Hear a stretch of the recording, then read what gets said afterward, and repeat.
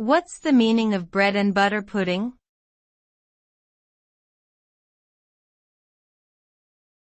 Bread and butter pudding.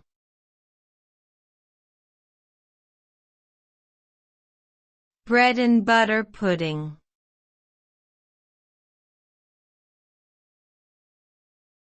Bread and butter pudding.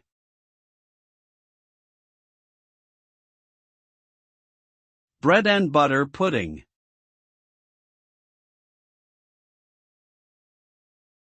Bread and butter pudding is a traditional British dessert made from bread, butter, eggs, sugar, and milk or cream.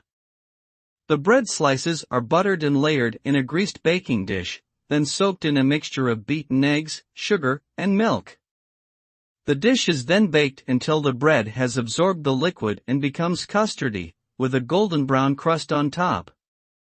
Additional ingredients such as raisins, cinnamon, or nutmeg can be added for extra flavor.